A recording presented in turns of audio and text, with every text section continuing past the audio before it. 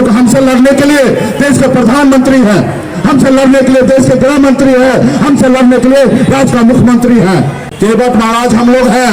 हमारे नाव पे जो बैठेगा वही पार लगेगा। आने वाला समय में जो हमारे नाव पे नहीं बैठेगा वो नाव पार नहीं होगा साथियों, नहीं पार होगा। अब समय चला गया है, किसी के सामने में कटोरा लेकर भीख मांगने का समय जा चुका है। अगर आपके शरीर में खून है तो आप वो खून को दिखाइए और लड़िए, अपना हक अधिकार सत्ता को प्राप्त करने का काम कीजिए साथियों, करने का काम कीजिए। आज बिहार में हम 22 कुड़ी हैं, 22 कुड़ी का 10.5% वोट बैंक है। अगर बिहार में एक नंबर में कोई जाति है तो हमारा यादव भाई 14% और दूसरे नंबर पे कोई जाति है तो वह है निषाद समाज 10.5% की संख्या में है साथियों। किसी को 4 पन्ने में लिख देने से क्या हम अलग हो जाएंगे? इसके भरम में नहीं रहना, इसके लिए लड़ाई नहीं लड़ना है। किसका कोड क्या है उस कोड के पीछे हमें नहीं भागना। हर किसी को पता है कि बिंद हो, दिलदार हो, नुनिया हो, फला हो, चाय हो, तियर हो, बंपर हो, गोरी हो, सब एक ही निषाद है। उसमें कोई किंतु परंतु नहीं, सब में आपस में बेटी रोटी होता है और सब मिलकर हम लोग लड़ाई लड़ रहे हैं। इसलिए साथियों, पहले यह देश गुलाम था। जब ये देश गुलाम था तो हमारे पूर्वज ने लड़ाई लड़ा, देश को आजाद कराया। और जब देश आजाद हुआ तो बाबा साहब भीमराव अम्बेडकर ने हमें एक संविधान बना के दिया और संविधान में हमें एक ताकत दिया, ऐसी ताकत दी। उन्होंने कहा राजा का बेटा राजा नहीं बनेगा, इस देश में राजा का बेटा राजा नहीं बनेगा, जिसके पास वोट होगा वही राजा बनेगा। पहले ऐसा हुआ करता था कि राजा का बेटा राजा बनता था, रानी के कोख से बच्चा जन्म लेता था वही राजा बनता था। लेकिन जब संविधान बाबा साहब ने बना के दिया, उन्होंने कहा कि जिसके पास वोट होगा वही देश का राजा होगा, चाहे वो लालू प्रसाद यादव जी हो या मुलायम सिंह यादव जी हो या बहन मायावती जी हो, अपने वोट के दम पर राज्य का मुख्यमंत्री बना साथियों, राज्य का मुख्यमंत्री बना। कल आप भी अपने वोट को ताकत को समझिएगा, अपने नेता अपने दल के साथ रखिएगा, आपका बेटा भी, आपका भाई भी, आपके आने वाला पीढ़ी भी राज्य का मुख्यमंत्री बन जाएगा साथियों, राज्य का मुख्यमंत्री बन जाएगा। चाहे वार्ड का चुनाव हो, चाहे मुखिया का चुनाव हो या सांसद या विधायक का चुनाव हो, अपने को हमेशा चुनाव उसी को करना है जिससे आपका समाज का कल्याण होगा। आपका अपना कौन है, पराया कौन है, उसको समझना पड़ेगा, तब जाके आपका समाज आगे बढ़ेगा साथियों, तब जाके आगे बढ़ेगा। आज बिहार में हम इस मुकाम तक पहुंचे हैं, हमें किसी ने हमारा विरासत हमें नहीं दिया कि बाप दादा ने हमारे लिए पॉलिटिकल पार्टी बना के दिया। अगर दिए होते तो डायरेक्ट हम डिप्टी सीएम और मुख्यमंत्री बन जाते, लेकिन नहीं मिला। आज हमें संघर्ष करना पड़ रहा है। आज अगर हम संघर्ष करेंगे तब हमारे आने वाला पीढ़ी को बगैर संघर्ष किए हुए राज्य का मुख्यमंत्री बनेगा साथियों, जैसे तेजस्वी प्रसाद यादव बन गए। आने वाला समय में बहुत सी लड़ाई है, आप लोग आए इसके लिए बहुत बहुत धन्यवाद। एक होइए, आपस में लड़ाई नहीं लड़िए, आपस में कम ज्यादा होगा। कल आप हमारे साथ थे, किसी कारण कुछ होगा, आप हमसे दूर हो जाइएगा, लेकिन कुछ देर के लिए होइए और अपने आने वाला पीढ़ी के लिए लड़ाई लड़िए। किसके घर में लड़ाई नहीं होता है, मियाँ बीवी में लड़ाई होता है, भाई भाई में लड़ाई होता है, लेकिन लड़ाई फिर आपस में सुलह होता है। हमें जैसे आपने निमंत्रण दिया, हमें बहुत खुशी हुआ कि आप हमारे अपने हैं। आपके हक अधिकार के लिए आप भी लड़िए, हम भी लड़ते हैं।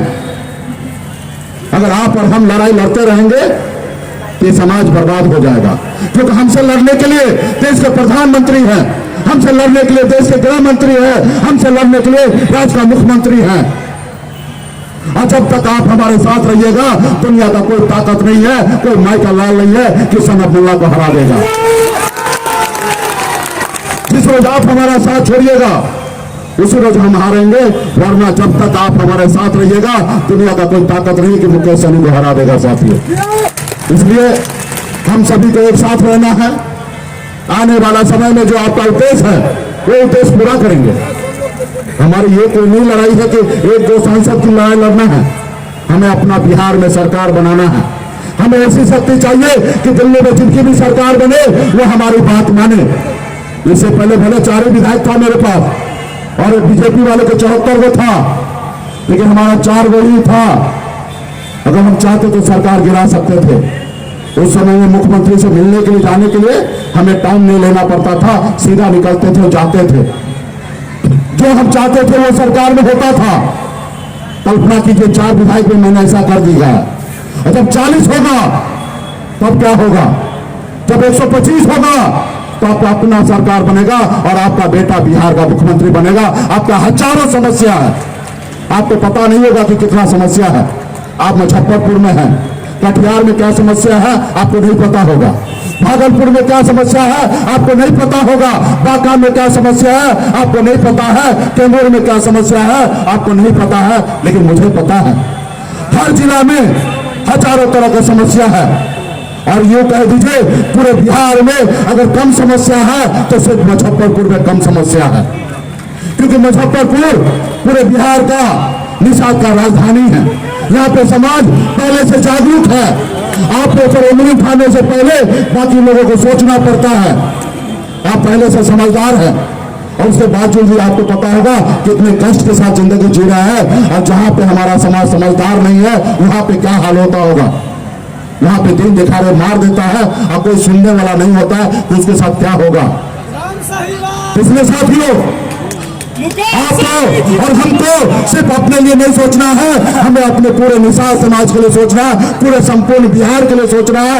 अगर हमारे भाई उत्तर प्रदेश में है तो उनसे के लिए भी लड़ाई लड़ेंगे, ताकि हमें जरूरत पड़े तो वो भी बिहार में आके हमारी मदद करेगा। साथियों जब हमें दिल्ली जाने की आवश्यकता पड़ेगा तो हमसे पहले उत्तर प्रदेश के लोग दिल्ली पहुंच जाएगा। तो हमें यूपी बिहार झारखंड में तीनों राज्य में एकता के साथ आने वाले समय में जाएंगे साथियों, और मजबूती से लड़ाई लड़ते रहेंगे साथियों। इसलिए इस बार भी बहुत अच्छा था। और आपके पास तो वही नाव छाप है जिस नाव पे कभी आपके पूर्वज ने भगवान राम को पार लगाए थे। नाव वही है, केवट महाराज हम लोग हैं। हमारे नाव पे जो बैठेगा वही पार लगेगा आने वाले समय में। जो हमारे नाव पे नहीं बैठेगा वो नाव पार नहीं होगा साथियों, नहीं पार होगा। सिर्फ जरूरी है हम सभी को एकता के साथ रहना, अपने दल अपने पार्टी के साथ रहने का। साथियों आज भी मैं इतने बड़े मंच से मैं सभी से हाथ जोड़ के आग्रह करता हूं कि आपसे हमसे थोड़ी बहुत लड़ाई झगड़ा हुआ होगा। मैं आपसे आज भी आग्रह करता हूं, अगर आप निषाद का बेटा हैं, अगर आप दीपक हैं तो दूसरे घर में उजाला मत दीजिए। अपने वीआईपी पार्टी में आइए, वीआईपी परिवार के साथ रहिए और आने वाला समय में निषाद का घर उजाला होगा, प्रकाश मिलेगा। और जब भी समाज को अगर कल्याण होना होगा तो सिर्फ एक ही विकल्प है, वो है वीआईपी पार्टी। ताकि वीआईपी पार्टी जिंदा रहेगा तो आने वाला समय में निषाद का बेटा सपना देख सकता है मुख्यमंत्री बनने का। अगर वीआईपी पार्टी नहीं होगा तो किसी को सपना देखने का कोई अधिकार नहीं है साथियों, कोई अधिकार नहीं है। क्योंकि 75 सालों से ऐसा नहीं हुआ तो आने वाले 75 सालों से नहीं होगा। अगर 2-4 विधायक बनाए या 40 विधायक बनाएंगे तो सिर्फ एक ही है, वो वीआईपी पार्टी है। वीआईपी पार्टी ही बना सकता है साथियों, वीआईपी पार्टी बना सकता है।